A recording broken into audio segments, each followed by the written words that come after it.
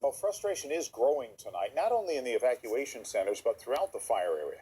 ABC 7 News reporter Melanie Woodrow has that part of our coverage tonight from Middletown on the southern flank of the fire. Melanie, so much loss for so many people there.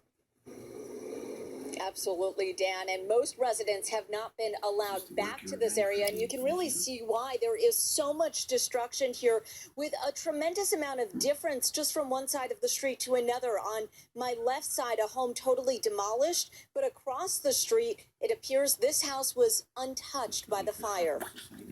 One of the greatest symbols of the American dream is amazingly still standing here, while the home behind it is in ashes. Our faith gives us the strength to get over these tough times.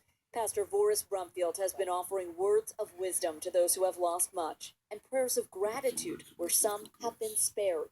That includes Middletown Community United Methodist Church. It survived the 1918 fire of Middletown that took out all of downtown.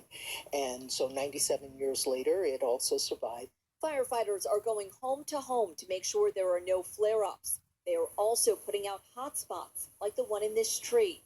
Most are thankful. The law enforcement escorted out one individual they said became verbally combative with firefighters in Middletown, in part saying more homes should have been saved.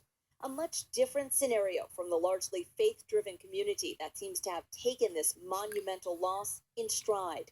Lake County, there's a big Indian background here, and then of course Harbin Hot Springs is here, so it is a spiritually based community. Gail Wright works at Hardester's, which is also still standing.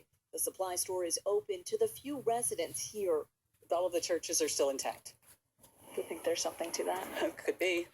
Whatever the reason, people here are pulling together.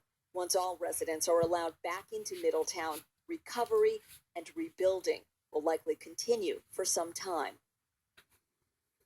And again, despite that massive destruction here, all of the churches spared. Unfortunately, the same was not true for a church in Cobb and another church in Hidden Valley that did not survive this fire.